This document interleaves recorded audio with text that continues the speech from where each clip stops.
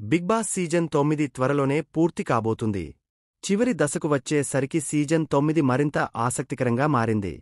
House mates మధ్య చిత్రవిచిత్రమైన టాస్క్లు పెట్టాడు బిగ్ బాస్. ఓల్డ్ కంటెస్టెంట్స్ను రంగంలోకి దింపాడు. గౌతమ్, మానస్, దేతడి హారిక, ప్రియాంక, ప్రేరణ హౌస్లోకి వచ్చారు. అలాగే నిన్నటి ఎపిసోడ్లోనూ కొంతమంది ఎక్స్ హౌస్మేట్స్ ఎంట్రీ ఇచ్చారు. చివరి వారం కెప్టెన్ అవ్వడానికి టాస్క్లు పెడుతున్నాడు బిగ్ బాస్. చివరి వారంలో 6 హౌస్మేట్స్ కెప్టెన్సీ కంటెండర్లు అయ్యారు. నిన్నటి టాస్క్లో ముందుగా శోభా శెట్టి ఎంట్రీ ఇచ్చింది.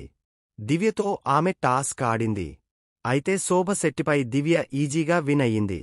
దాంతో ఆమె కూడా కెప్టెన్సీ కంటెండర్ అయ్యింది. ఆ తర్వాత సోహెల్ హౌస్లోకి వచ్చి సందడి చేశాడు. ఆ తర్వాత సంజన, రీతులకి బిగ్ బాస్ ఛాన్స్ ఇచ్చాడు. ఈ ఇద్దరూ కెప్టెన్సీ కంటెండర్స్ అవ్వలేదు.